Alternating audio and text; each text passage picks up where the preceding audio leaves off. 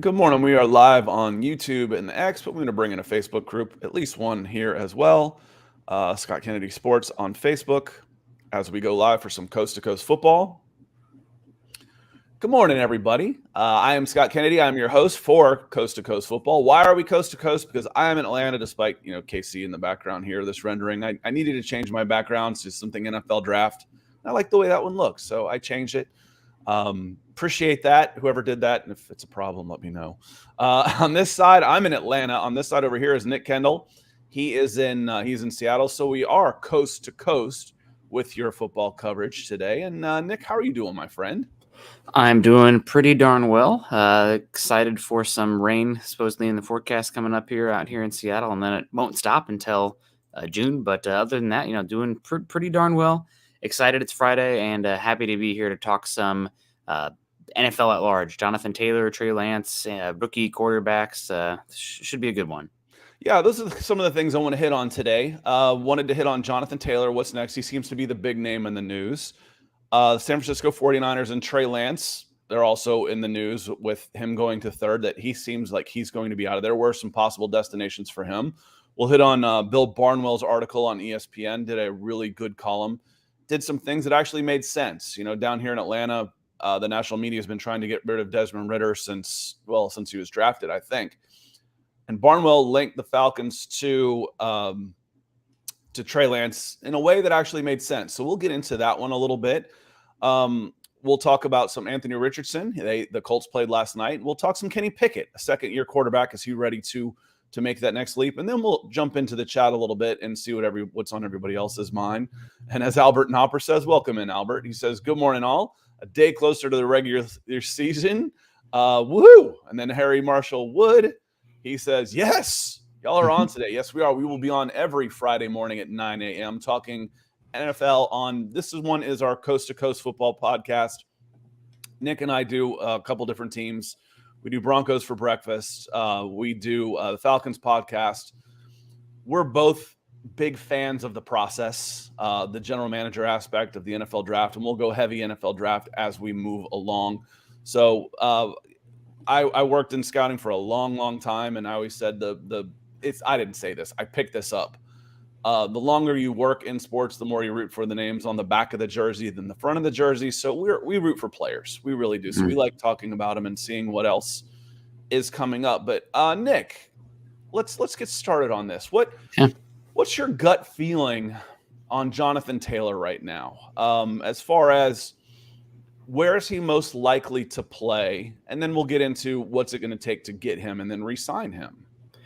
Where is he most likely to play? It feels like Indianapolis for me. That's the answer, long and short of it. I mean, we've seen multiple times here over the last season and off season that, a guy requests a trade.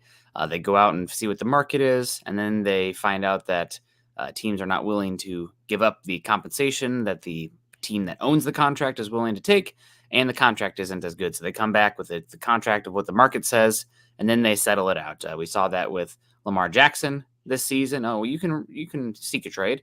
We saw that with Austin Eckler, who's back. I don't think he did sign a contract. I don't know. There's a few stretches there where I was out in the wilderness for a while, but literally. Literally. But I think this is a situation where he's going to be back in Indy. I also think that because of the position he plays, he can't really afford to sit out and miss that money, similar to like Josh Jacobs coming in. It's not like he's a wide receiver or defensive tackle and that money is going to be there and, potentially second, third contract. All this money counts. So right. I think that he will be back in Indy, whether he has a new contract or not. I'm not sure, but that's the team that's most likely.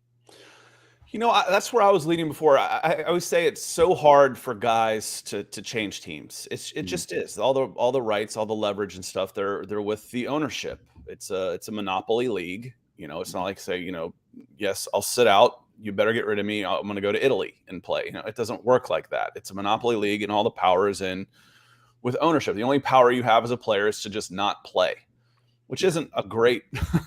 I'll go on strike by myself. Well, you're pretty replaceable to a certain extent. And I have felt that the best fit for him is Indianapolis. I got a young quarterback I'm trying to break in. He's on a $1 million. He's cheap no matter where he is until he signs a new deal on that second round contract. Wouldn't cost anything else to get him. I've got a run-based offense that I want to really lean heavily on the run. It makes the most sense. That said, man, I'm getting the feeling when we talk about those other guys, we talk about Austin Eckler, we talk about Lamar Jackson. I think people may have actually put in a phone call, but we never actually heard that anybody came to the table with an offer to the Baltimore Ravens. We're willing to offer you a first-round pick, and we never heard that. The Miami Dolphins are in active discussions with the Indianapolis Colts. They have, according to reports, put out a first offer on the table, trade offer on the table for Jonathan Taylor with the Colts. Now, the Colts knocked it back to him, but they are still talking. Dov Kleinman and Stephen Holder at ESPN seem to be the ones that are most on top of this. And I'm just getting the feeling, and some of the other reports we see is Jonathan Taylor said he's, again, allegedly, willing to take less to go play in Miami than he might someplace else. That's ringing alarm bells for me, Nick. I feel like the Dolphins are really in here. And, I'm always on the cynical side. I'll always stay with the home team when it comes to guys actually changing places. I'm getting a Dolphins feel on this, man. I really am. Well, they are definitely driven to do that. They probably have the hardest schedule in the NFL this season as well. And you still got Tua on that young rookie contract. And if you want to, cause teams pain for playing super conservative coverage when you got unbelievable speed demons in Tyreek Hill and Jalen Waddle, somebody like Jonathan Taylor can really take that. I don't love the offensive line still, especially with Teron Armstead. I know he suffered an injury in camp. I think he's going to be fine, but I don't think he's out there right now. So don't love the offensive line long-term for them, but it definitely could happen. And I still think the Colts should be the betting favorite, but there is some momentum that way. There's been some rumor with some other teams as well. I know Benjamin Albright stated on Twitter that the Broncos really love Jonathan Taylor, but they have not made an official offer for him. We'll see if that is true. I mean, Albright's pretty much tends to be on the nose about the Broncos news, but you also, teams use sources and people in the media to put out narratives and whatnot, Right. where the Broncos could be doing that. And really that's they put it out there because they wanted that statement out there versus what's actually happening. So going to be interesting to follow here. I know there's a few other teams that could be interested in him. I don't understand why the Indianapolis Colts aren't that's where he is. The Dallas Cowboys aren't interested in him. That's a team. I just look at their roster where they're at right now. They have Jerry Jones, who's typically pretty aggressive there, and your best running Pollard back signed his franchise tag, though, right? That's exactly right. It's just a franchise tag, though. I know it's a decent 8 million, I would think. 1 year coming off injury, and he has always been a complimentary back. He's not a bell cow guy. And you know who's looked really good in preseason?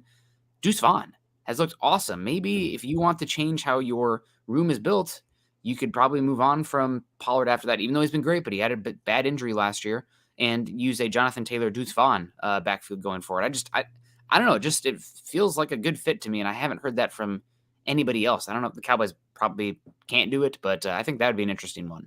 There's one more team that's been linked to him as well that makes a lot of sense is the Philadelphia Eagles.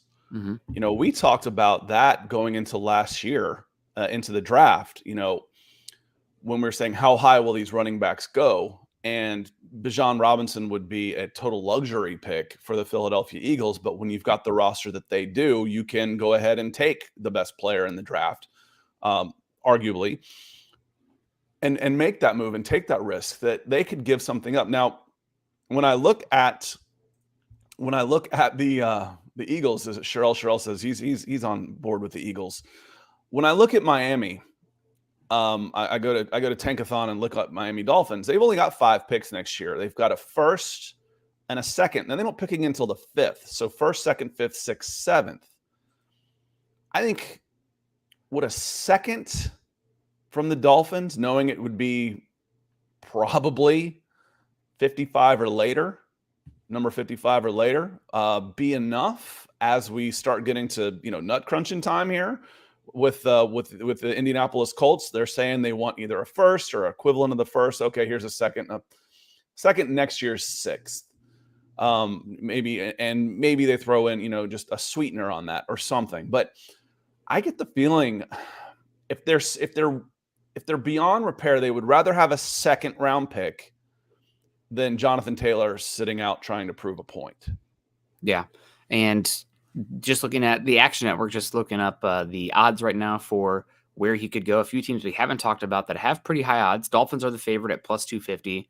The next two teams, higher than anybody else, we have not discussed yet. I saw it in the comments, though, so shout out to Harry. The Bears are in there. They are an interesting team, especially if you have Justin Fields back there. I'd be curious what Taylor would look like in a more shotgun-oriented offense that you see from the Bears there versus the, I formation downhill that I picture Taylor probably more so because I watched him more at Wisconsin than in the NFL, but that kind of thing. And also the third team is the Baltimore Ravens, who would be an interesting one as well. Again, talk about pairing him with a very, very talented running quarterback. That would be a lot of fun. Being paired with a running quarterback, though, I thought my guy, let me say my guy, because I loved him coming out. Evan Hull from Northwestern yesterday looked awesome. There was that run or that pass blocking rep that he had where he just buried that linebacker. That's a brand play for me. Nothing really gets me more excited about running backs than a great pass blocking rep. Is that weird of me? Maybe it's because I like the special teams. Is the Iowa? Yeah, it's the Iowa fan in me, right? That's the best offense. See, what I want to see is like, okay, so he's not, even if he's not a great blocker, let's say he slips that guy and you just dump it right over his head. Yeah. I was like, I can block that guy by making him have to account for me coming out of the backfield. Yeah. If I can do that. So I'm not overly worried about how well they can block. For me, it's a secondary, but it is nice. It is fun to see him stand that guy up. And I say that knowing that we are talking to Atlanta Falcons fans, and if Devontae Freeman could throw a block, they'd have a Super Bowl ring. So we'll I know that. Yeah, there's plenty of suitors, there's plenty of options out there. And they're saying, well, the narrative of, that you wouldn't be able to trade him. Yeah, you can. There'd be a ton of teams that'd be interested. The question is can you get a first round pick for him? No, I don't think so.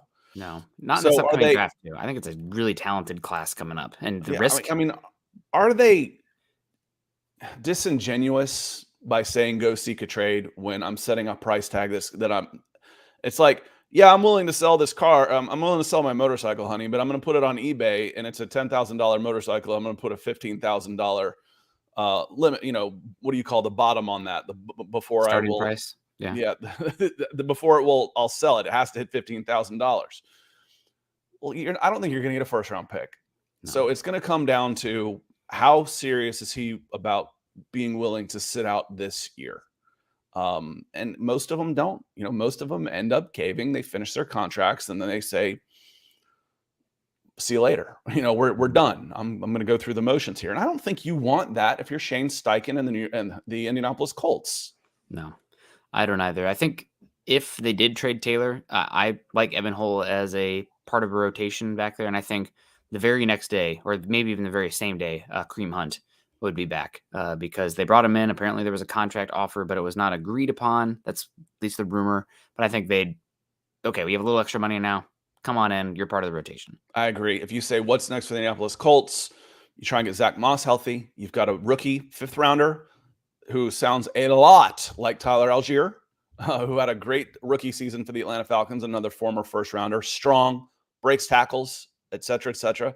Can he be as good as Tyler Algier? If he can be as good as Tyler Algier was, then you're absolutely taking a 2nd round pick while you can get it. Mm-hmm.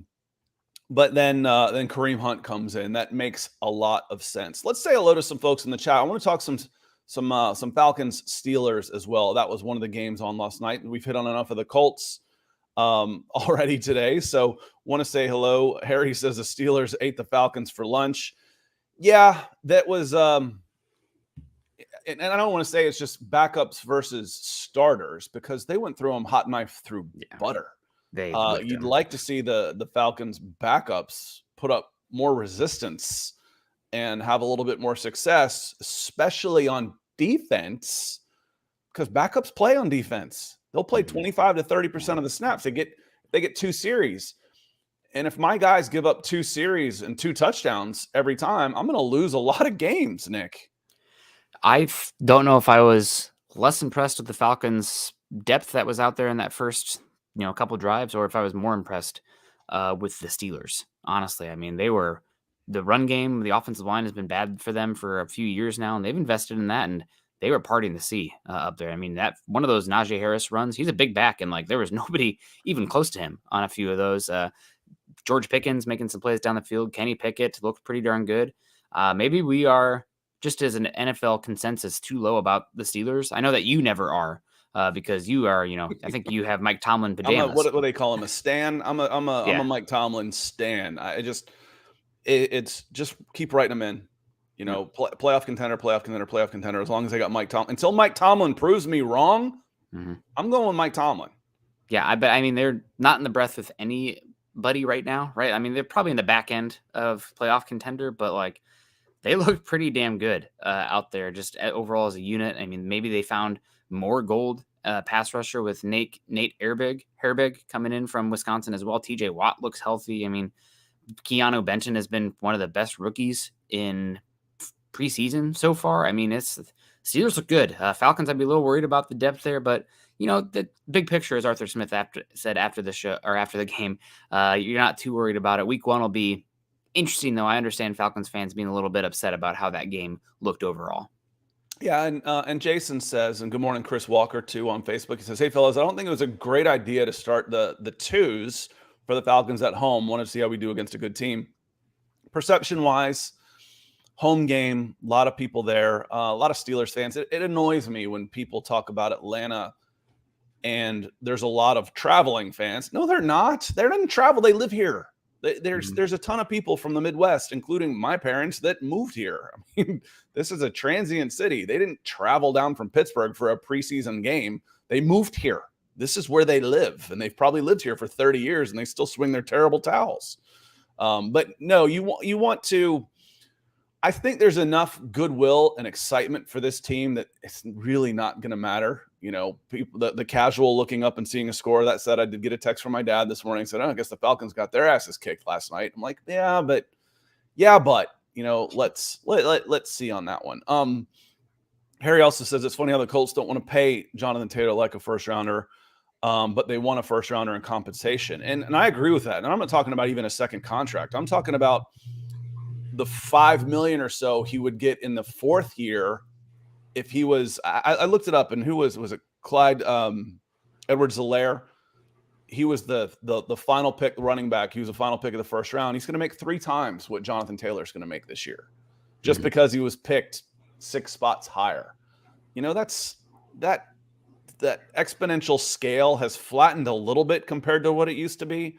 But I still think it's too steep, Nick. I still think it should be more of a straight line instead of an exponential scale. And what I mean by that is a guy taking in the first round making multiple times more than a guy taking just a few picks later. That gives a curve if I started plotting out their salaries. Sorry for the math. I was told there would be no math this morning. Denver Luke says, good morning. It's a Friday stream. Let's go. And Albert, when I said an individual, I meant when I said a player strike, because he says going on strike costs the players as well. Yeah, it does. And I meant just individually. Your only action is to sit out. Your only negotiating tactic is to sit out. Let me hit on this one, Nick, because I'm always on the player side, 99% of the time, always, when it comes to this, especially in football with non-guaranteed contracts. And while his contract is guaranteed, it was still slotted as a draft choice. There's no good negotiation there, no open market. You were picked. This is what you get based on where you're picked, and this is where you're going to go play. That's not. There's no freedom in that at all. That's the Monopoly League telling you what you're going to do. What about Chris Jones, though? He's on the 4th year of his 4-year, $80 million contract, and he's sitting out right now because he wants an extension. I understand that. But he's going to see every penny of 4 years and $80 million. To me, that's the equivalent of a guaranteed contract in the NBA and the MLB. And where do you not see holdouts? In the NBA and MLB, because you have guaranteed contracts. They're guaranteed. They don't hold out. They don't hold out when they're under contract. It rarely happens. I can remember once, and it was like 1985. Chris Jones has the equivalent of that right now, and he's basically sitting out, I want an extension. Now you can say, Nick, the counter on that is it's an incredibly dangerous game, and there's more danger in there. But he's got $80 million in the bank. This isn't a guy coming off a rookie deal. He's financially set for life. I have a little bit of a problem with Chris Jones sitting out on a $20 million deal, the final year of an $80 million contract, in which he's got the chance to earn every single penny of that. Yeah, I don't fault him too much, though, because he is the best defensive tackle in football. And if he were available right now, he would get a massive contract. And he's been good for Kansas City. I feel like that's one thing. They're not paying anybody else on that defense right now. I mean, it's probably one of the cheapest defenses in football. And I go get your money. I think he's also in a situation, it's unlike Jonathan Taylor, where there's no question somebody's going to offer him an unbelievable contract if he were available and hit the market. Some team would give up a first-round pick, et cetera, et cetera. So he is a more valuable asset, in my opinion. So I hear what you're saying, that he's holding out for money that's already signed in the contract, but I think he wants the long-term guarantee as well, and I don't blame him if I was his agent. 1 year, one injury away, and it's all gone. Cash in right now when you only have 1 year left. And I think he does deserve, with the inflation of the cap, somewhere in that Aaron Donald range. He's not Aaron Donald at his prime, but considering that deal was signed 2 years ago now, he probably does deserve to get an equivalent contract in terms of average per year and guarantees. So go get that money. Unfortunately, that's just the way it's set up because they don't have guaranteed contract. If I had to play on a 1 year deal like he is, and and I think he should, I would go buy, and I've got enough money because I've been paid $80 million. I would go get me a big Lloyd's of London insurance certificate for like $100 million, and which you can do. If I'm his agent, I'm saying, listen, you're getting 20, we're going to spend $1 million on this insurance policy that if you get injured, they're going to pay you $100 million. And if you don't, okay, it's $1 million, but guess what? Your next contract's going to be worth $100 million. So you're going to get $100 million either way. It's going to cost you $1 million to make sure you've got it no matter what. That's how I would handle that. But again, for me, it's the guaranteed contracts, and he did sign a second contract. He had some choices. Yeah. This isn't a rookie we're talking about who has no choice other than to not play. Yeah. So I have a little bit more of a problem with the Chris Jones situation than, say, a Jonathan Taylor. They're not equitable for me. No, it doesn't hurt as much for Jones. 100%. Yeah. I mean, Jonathan Taylor's made $3 million, which is a lot of money. Don't get me wrong. I know. Yeah. I probably won't make $3 million the rest of my life. I know. I get it. Yeah. But we're dealing in a different level of what the product is, what are you worth out there compared to your peers? How much value was he to that Wisconsin football team when he was getting? They got to figure out what they're doing. I know the NIL stuff helps, but those running backs, man, at college level, they need to figure it out because that's their best value. Jonathan Taylor had almost 1,000 touches. Yep. He was second all time to Ron Dane with 940 carries, and then he added another 50 catches at Wisconsin. Insane. Yep. I said, and we saw it with COVID, Nick. I'd always said you're going to start seeing guys sit out their junior seasons until they break this unholy alliance between the NCAA and the NFL. And now that the NCAA is professional football, you're going to see some changes, I think, in the rules. Why make Bijan Robinson play another year in college? Why? The dude was ready. He was ready. And I said that about Leonard Fournette. I said about Adrian Peterson, especially at that position.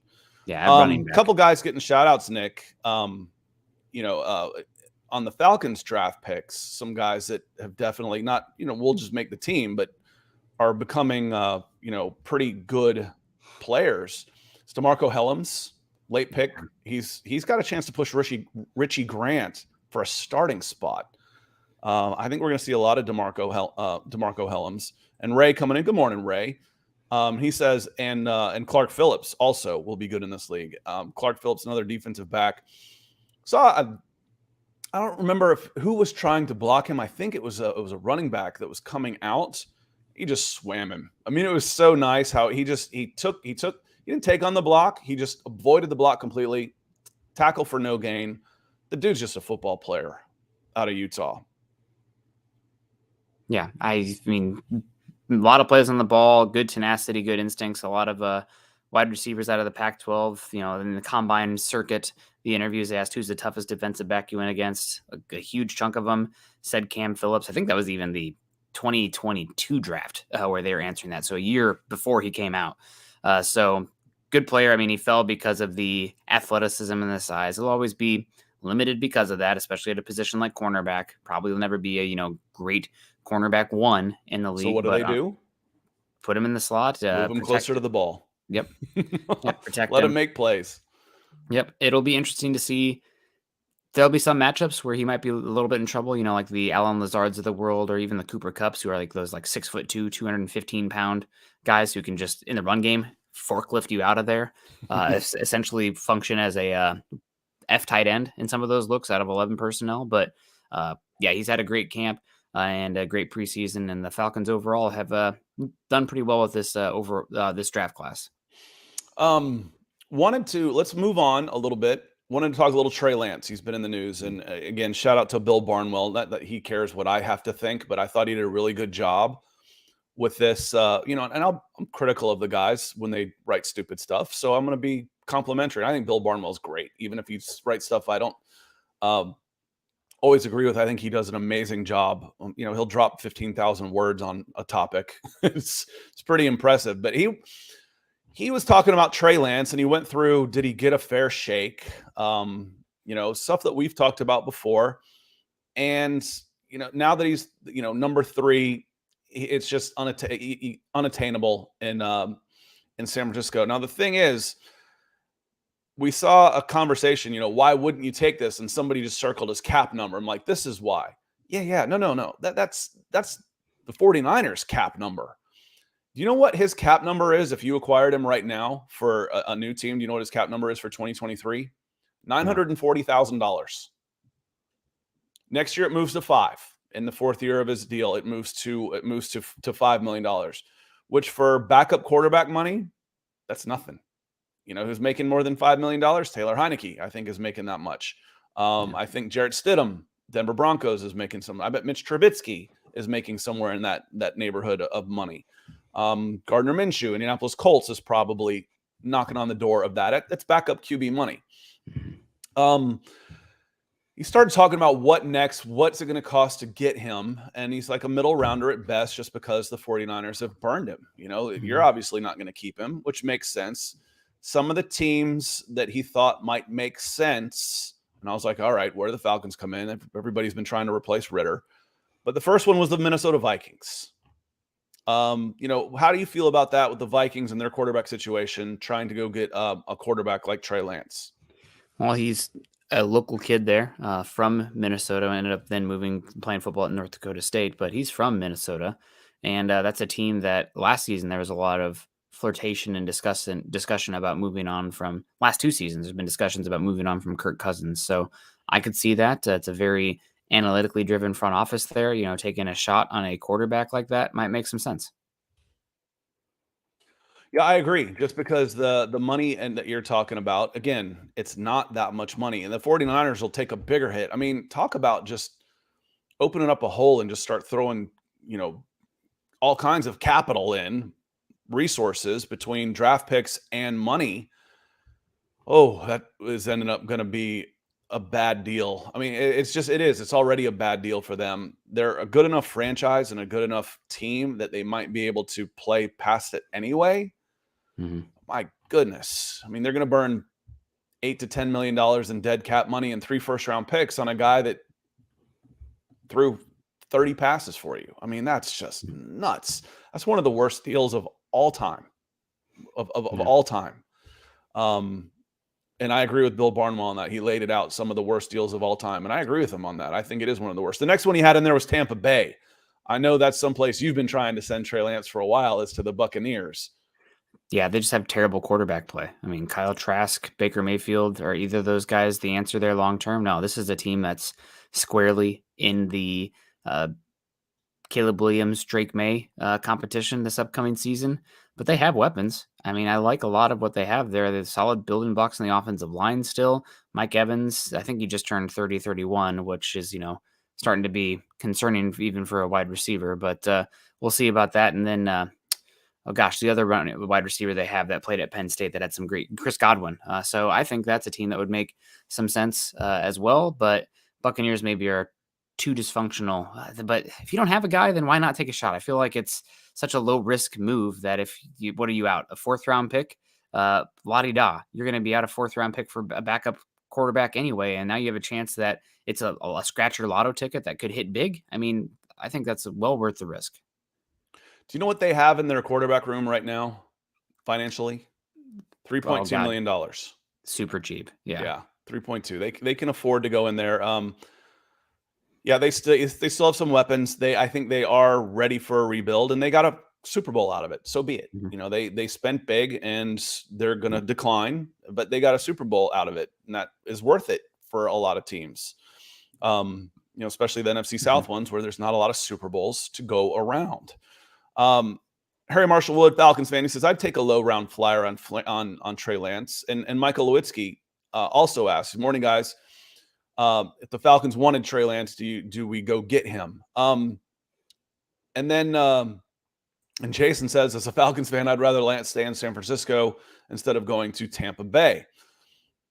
So looking at this, again, I knew the Falcons would be listed. They always are, but what Barnwell said actually made sense, because we kind of get into this tunnel vision of thinking, okay, this is for the season. We're going to make this trade before the season starts. And Barnwell laid it out to a very similar argument that you and I have said, but we've never talked really about acquiring an existing quarterback. We've talked about looking towards 2024, draft, free agency, et cetera, et cetera. If Desmond Ridder struggles mightily, the Falcons will be in the market for a quarterback in 2024. Flat out. That's just the way it's going to be. This team is in a window where they've got enough talent that they can make a playoff run now if they get good quarterback play. No doubt in my mind. If they get good quarterback play. They're backing Desmond Ridder right now. But if we get into the 3rd week of October, Nick, and Desmond Ridder and the Falcons offense is struggling, do you send a 4th round pick to the 49ers for Trey Lance? You do. The timing still is a little weird because you're probably not getting him up to speed other than until like the last, maybe 2 games of the season. And then Desmond Ridder, I mean, he knows that he's on borrowed time. Do you just make the move to Taylor Heineke at that point? I mean, it's a weird dynamic because you want to, and we've seen everything from Arthur Smith really supporting Desmond Ridder so far. So timeline wise, it doesn't make a lot of sense. Now, if Trey Lance is held on to the 49ers all season, and then, we get to the offseason and the market doesn't really bear out. Let's say the Falcons go, despite Desmond Ridder struggling, they end up with like the 20th pick in the draft, really not in range to go up for one of the top quarterbacks in this class. They get the 20th pick in the draft. Ridder's played well, though. I think you can look. I think he can see a team with the Falcons this year where they're picking 20th with the schedule that they have, where it's like, yeah, this isn't good enough for a team that they're going where they want. So maybe it's a thing where he's not going to take us from 10-7 and eking into the playoffs to a Super Bowl contender. We need to upgrade. Yeah, I think 20th is the very first pick that makes the playoffs, or like the first one that doesn't make the playoffs. But regardless, I think that's the range where you probably, and this would be perfect with Lance and Ridder. You're in the, okay, we did enough to be solid this year. We're not sold on Ridder. This is a competition. And then you make that move where it's both those guys in there and you can find out. But again, the record, that would indicate that he played well, but I think the offense and the system is good enough where you can still have a lot of those questions surrounding Ridder and still be curious on the market. But I do. It's the first time I've seen one of these takes that I actually agree with, because it's not just chucking Ridder under the bus. It's leaving an error. And why are you saying Ridder is automatically garbage? I don't get it. If he plays poorly, okay, I'll live with that one. Yeah. I can take that. If he struggles, then yeah, I would take a flyer, a middle round flyer on Trey Lance. Ryan Adonis, is Lance any good? I see that the latest comment. We don't know. Right. And for a third fourth rounder and backup money, I'd be willing to find out. I'd be willing to. That's a low risk, high reward option. Ryan coming in. Appreciate you, Ryan. Mm-hmm. So I would take a flyer on that. I wouldn't want to go. And again, number 3 overall, let alone 3 first-round picks for a guy that had, and he didn't even play in 2020. Yeah. It was 2019 tape. He didn't play a year because his team wasn't playing because of the COVID year. Yeah. My God, that was insane. I'm still bummed that he didn't transfer somewhere, but is what it is. But yeah, no, taking him late. And Ryan Adonis says the Falcons are trading Lance after drafting him at 4. It would be the biggest bust of all time. 49ers draft him at 3 and trade him. Oh, it's okay. The only reason Barnwell has it's called this the biggest bust of all time. I mean, that's ESPN national columnist is calling this the biggest bust of all time.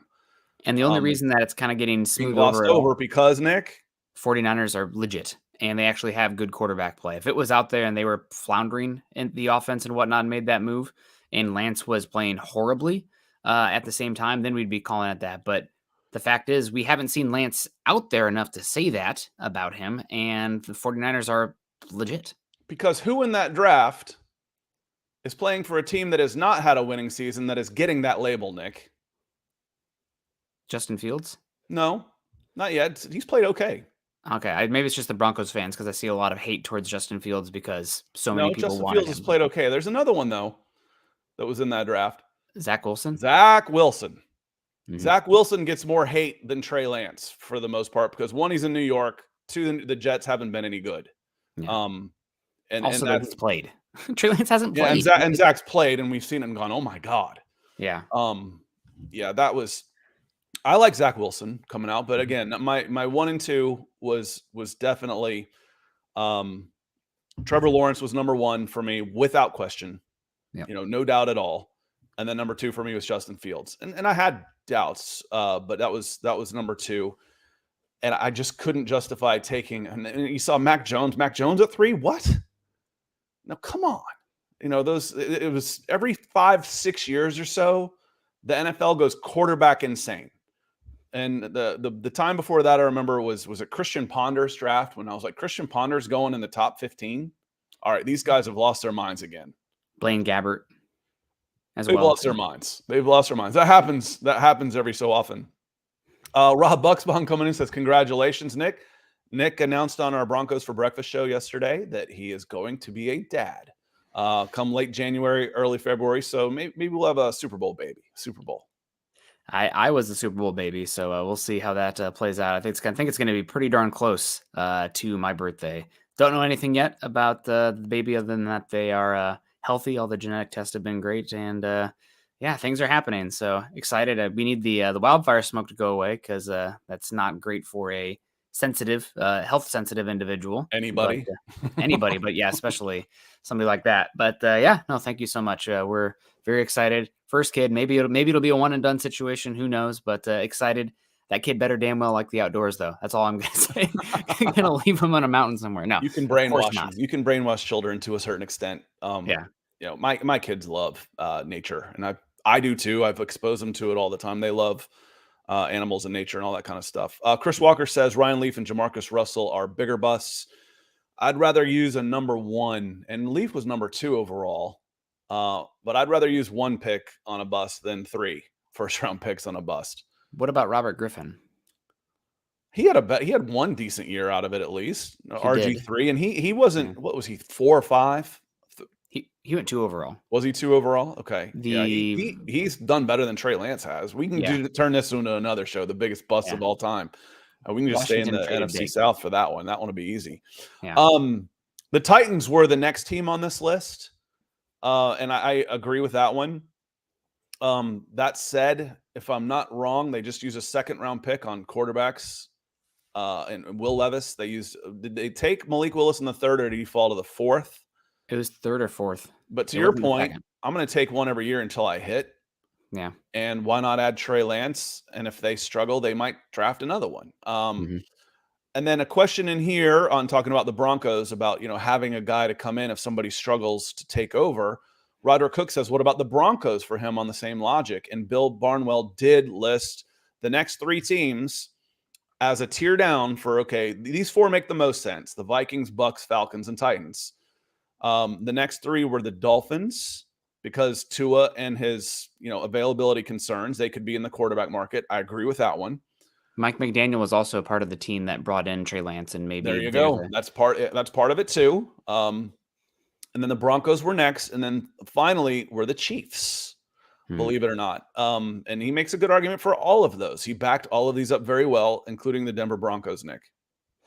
Yeah, I think if he's available for a fourth with how Stidham has looked, you potentially take that shot. We've seen Sean Payton be one of the few who's used a dual quarterback system in the NFL when his number one quarterback hasn't been great. And Russell Wilson, if they are going to utilize him more with his legs this season and let Russell Wilson be Russell Wilson, that's going to increase his risk for injury. And maybe you would be forced onto the next era before that. I mean, that's just kind of, we saw, I mean, even in preseason, they were using zone reads with Russell Wilson out there, which is good because I think you have to use him that way. But at 34 years old, there's an increased level of risk for him. So, fourth round pick, taking a shot. Maybe you can use red zone packages with him as well because he is built like a fullback and runs like a fullback back there.